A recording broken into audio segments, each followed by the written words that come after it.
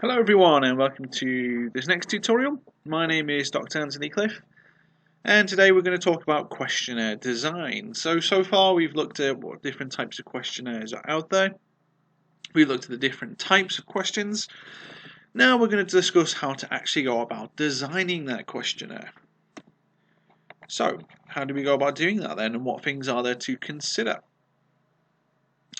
Well, it's more than just asking simple questions. There is a lot of design and psychology and ethical considerations that you have to make when you're trying to engage in your questionnaire design, because you want to make sure that you have the most rich data that you can get, the most engaging, but also you want to make sure that it's ethical and research sound. So what I'm going to discuss today then is questionnaire length, a little bit about language use, sensitive questions and where to put them, grouping of questions, and then participant information sheets. So my question to you is, what is wrong with a one-page questionnaire and what is wrong with a 10-page questionnaire? Well, it simply comes down to length and time and retention that your participants are going to have. So often questionnaires can be a piece of string job, but typically between 5 and 7 minutes to complete is the optimum time that a person is going to spend on a questionnaire. Any shorter, you're not going to get enough data from it. Any longer, it starts to drop off. Certainly don't have any more than 30 questions. So SurveyMonkey, they did a lot of research on this, and effectively the longer the response times after 5 minutes and the more questions that you have, the decrease and increase of abandonment rate. So between 0 and 7 minutes or so, it's roughly proportional. The number of questions you have, engagement is high.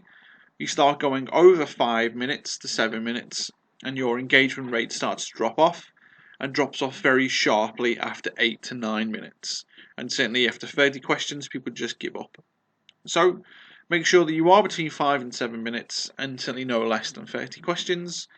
But as I mentioned here at the bottom, not every questionnaire is the same. So do adjust your purpose for your research and for your audience. But just do keep that in mind, that there is an element of length which will dictate how many people are going to complete your research. There's nothing more frustrating than having loads of data, but actually some of your key questions are at the back and people don't complete them. So do keep that in mind. Language use. I'm not going to go into too much detail into this, but effectively there's 4 things you need to look out for. And that's clarity, accessibility, being direct, and your bias. So clarity is all about what you want your participants to get from that question. Now remember, certainly if you're doing it online or postal, you don't have the chance to clarify anything if they're unsure, which you can with face-to-face. So you need to make sure that your question is incredibly clear to that reader. So if you're asking, for example, a question of how effective do you think flood defences are in the town, well then give them a scale. If you're doing a Likert scale, 1 to 5, define what that scale is. Is 1 very effective? Is 5 very effective? Be clear in what you're trying to discuss. Now this goes hand in hand with accessibility. Now, what do you think the average reading age is in the UK as of 2019? Well, the actual reading age is 9 years old. So you've got to write for a 9-year-old. So if you're going to use complex jargon and scientific terms, well then you're going to alienate part of the population. They're not going to complete it, they're not going to understand it. So this isn't about showing how clever you are. Unless you're giving this out to a very select group of highly educated individuals, dumb everything down. So pretend you're giving this out to a 9-year-old. Will a 9-year-old understand your question? Do they understand what you're trying to ask? Make sure it's clear, make sure that it's accessible. Don't be using jargon. It doesn't work, it will alienate people. You've got to be direct as well. So never ask a question within a question. That's similar for interviews. You want to be direct and to the point. So you want to be clear, you want it to be accessible, and you want it to be direct, short, so there doesn't leave any room for confusion, basically, from your reader. And bias. So bias is a really big one of how you actually ask a question. So, for example, a very biased question in a questionnaire would be something along the lines of, the local council is absolutely terrible at flood defence management. How much do you agree with this statement? Strongly agree, etc. And you have a like it scale. Now, doing that, saying they're terrible in a question, even though you put it in a statement form, is already influencing them to agree with you and to have that negative connotations. A better way of putting that would be, how effective do you believe the local council is with their flood defences in the town? So with that, and then you would have very effective, etc. So it's the same information, but it's just badged differently. So that is really, really important to think about bias, that you're not leading on your participants. This brings us to our biggest topic really in questionnaire design, and that is all about sensitivity. So the language, as we've just shown there, is really vital for questionnaires, but it certainly is for sensitive topics.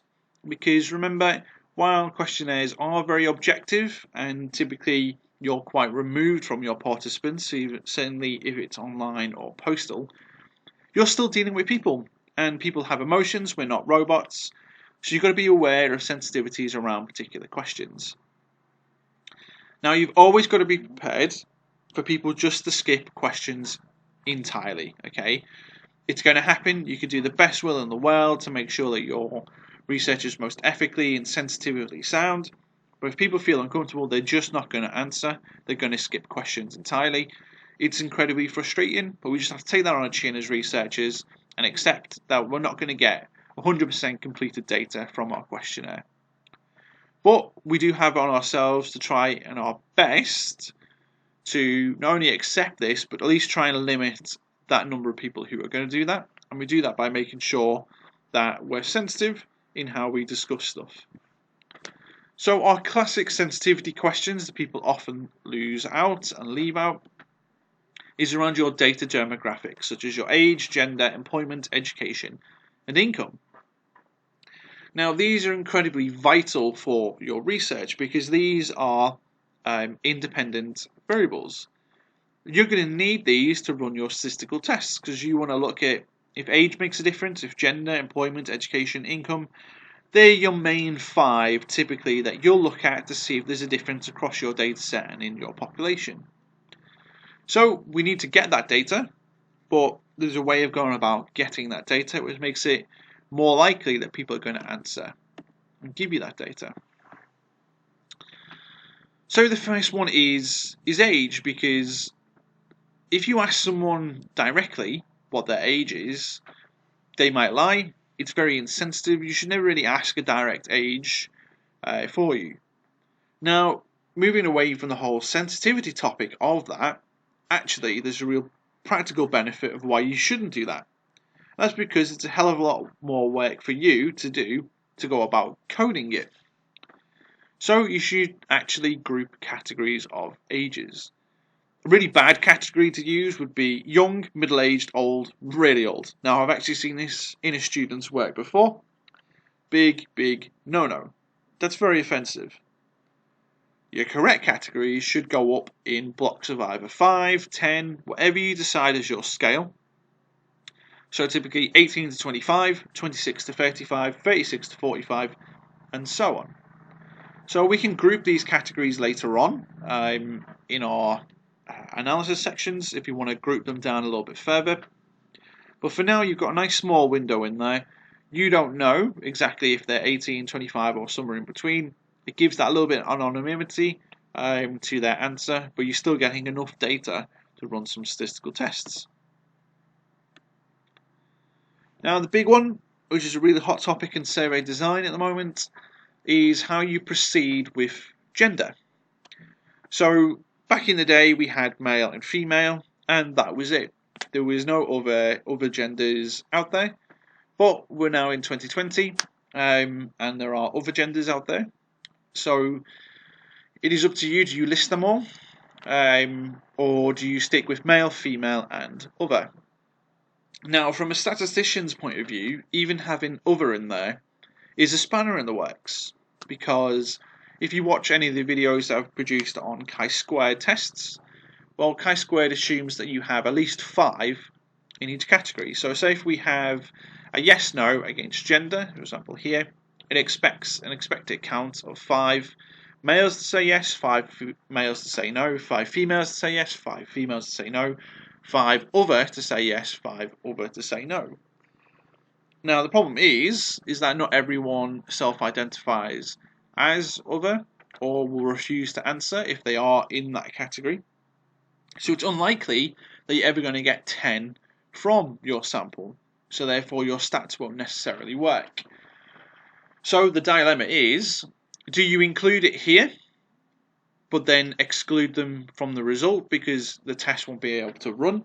Or do you exclude them at this in the design stage and have male and female, and if they don't answer it, then you just take that as other, and that's what it is?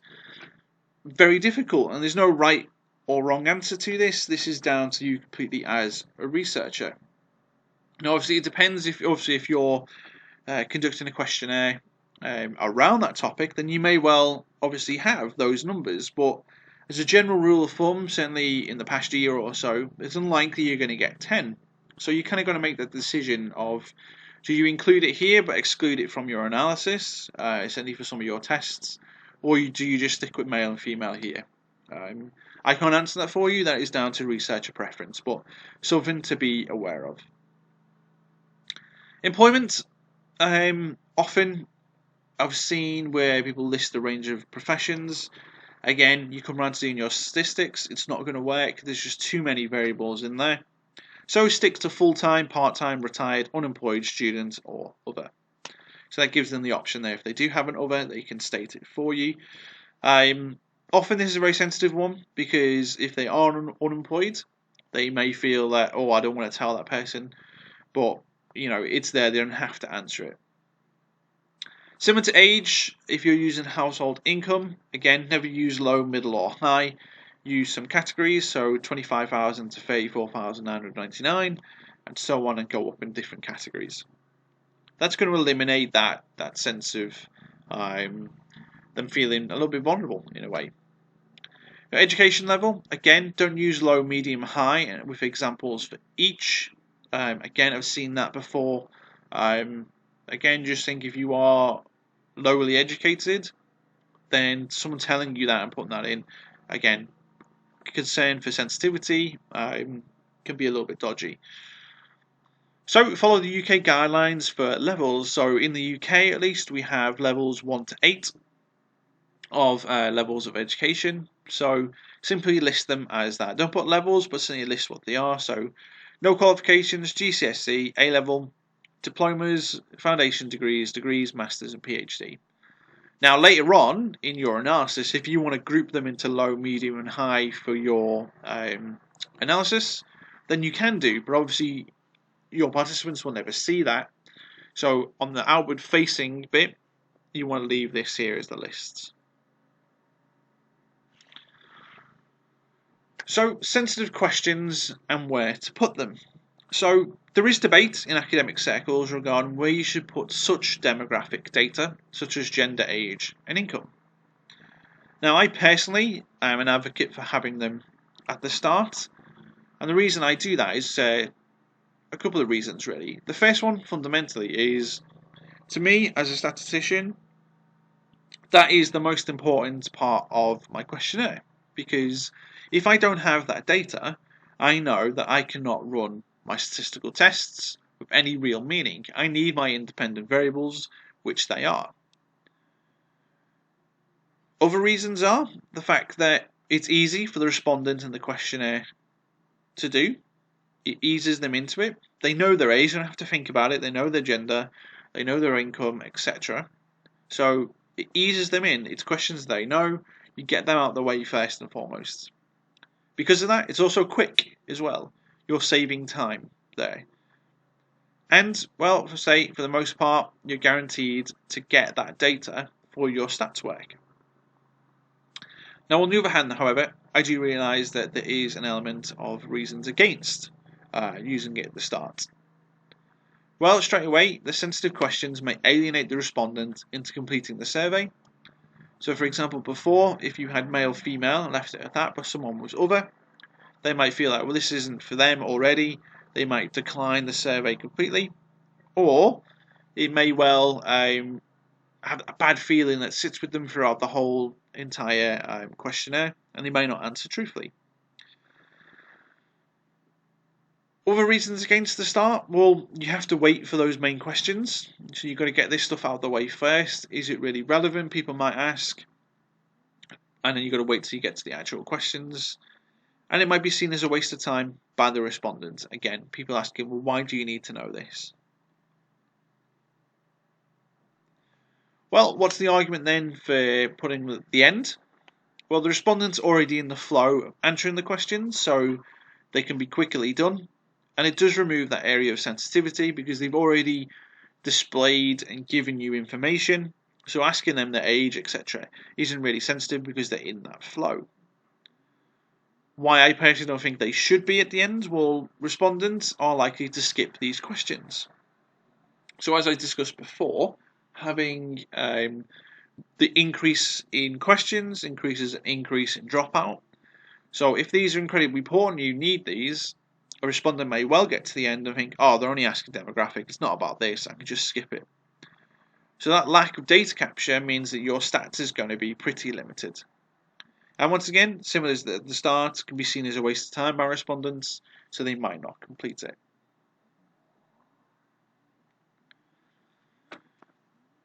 So you've made sure that your questions are accessible, that they're direct, that they're not biased in any way, and that you've seen all the sensitivity of it all, and you've put them where to put them. Now, we need to discuss about grouping your questions. So you can't just put your questions in anywhere in any order. They need to flow a very logical way that's sensible and orderly. So I often recommend that you group your questions in terms of topics or themes in relation to your research question and hypothesis. So a typical example here of how I would set something out is my first one would be my data demographics. So I'd have my data demographics at the start, and that would be all about, as we mentioned before, your age, your gender, etc. Then you may well have attitudes to flood defences. Every question that's related to that goes in there. Then emergency planning, because we've already seen what their attitudes to flood defences are. Now let's move on to emergency planning. And then finally, some future flood issues, grouping them in sections. So I'm not going to have, for example, an attitude to flood defence, then a question about flood issues, then asking how old they are. It just wouldn't make sense. It wouldn't be logical. So group your questions as you go through, because that makes it a hell of a lot easier for when you're trying to get people involved in your questionnaire. One thing we need to mention is every questionnaire should start with a participant information sheet. So you should never just give out a questionnaire and just expect people to answer their question. The participant needs to know what's the point of the research, what are they trying to find out, what any risks are involved, what happens to their data, ensuring that their data is anonymized and confidential, which will obviously increase their ability to answer more fluently and certainly more truthfully. Your contact information, should they have any issues, and the issue of signature or implied consent. So your university should have this outlined already, but if not, follow those different steps. What's the research? Who's funding it? Why are you doing it? Any risks for them? What happens to the data? Make sure it's anonymous, and your contact information in a simple form. That should go at the very start of your research questionnaire. Now, signature or implied consent, typically for questionnaires, having read the participant information sheet, you'll have a statement saying if you continue, then it's implied consent that you're happy for all of that to take place. But if you're doing it face to face, you may want a signature, a signed consent, but obviously make sure that you're storing that ethically with any data there. But typically, for a questionnaire, it would be implied consent.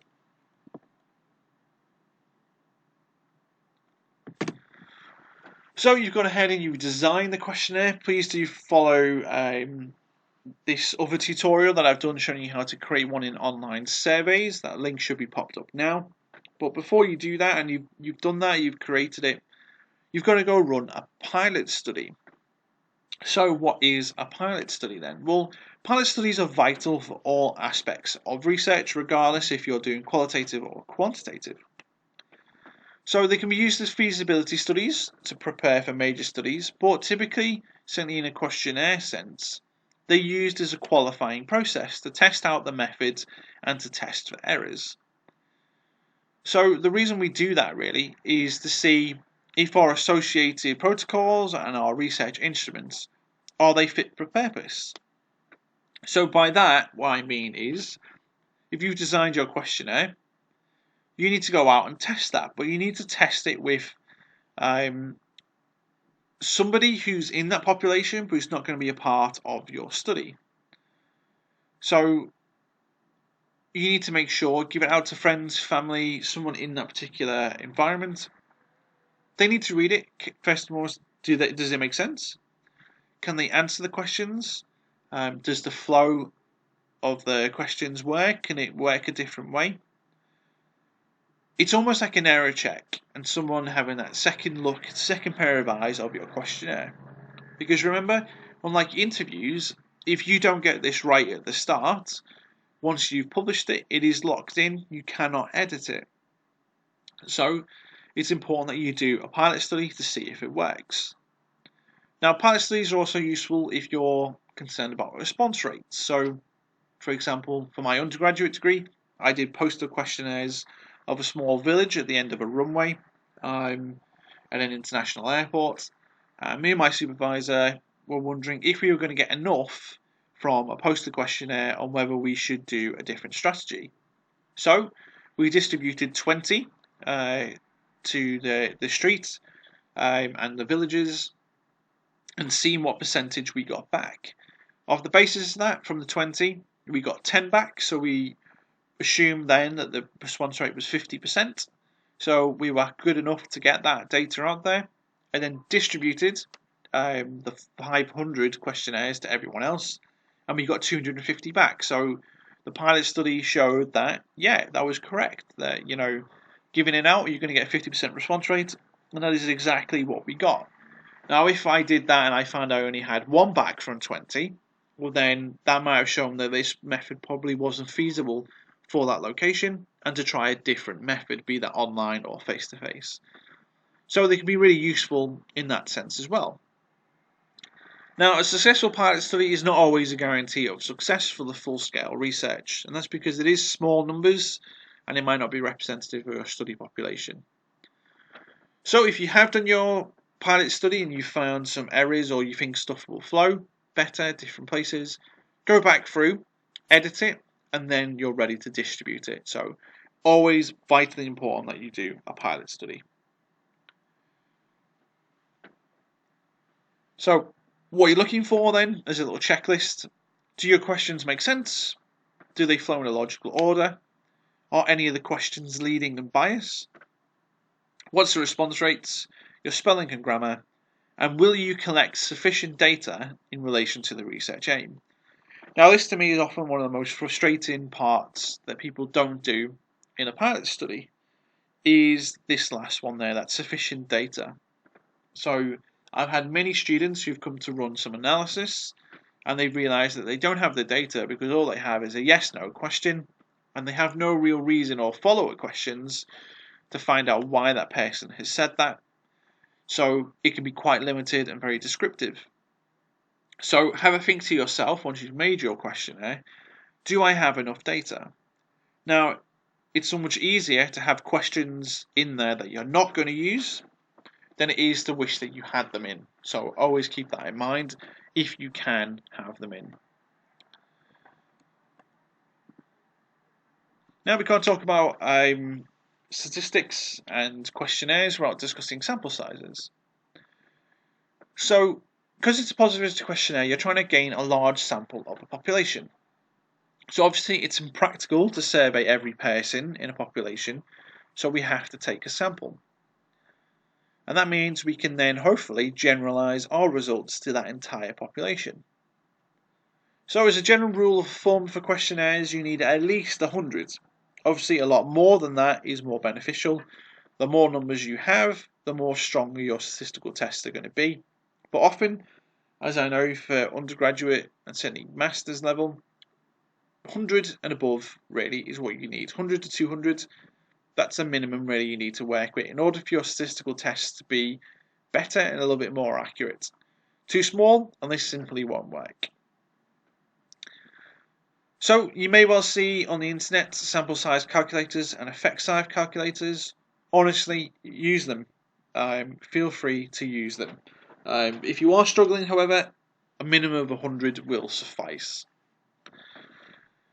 Now, effect size calculations are more for studies where you're trying to find a difference in a control and an intervention. So unless you're looking at this, don't get caught up in effect size. Okay, it's not needed, it's not really practical. However, sample size is important. So use those calculators, just type in sample size calculators into Google. If you know what size of your population is, then you type that in.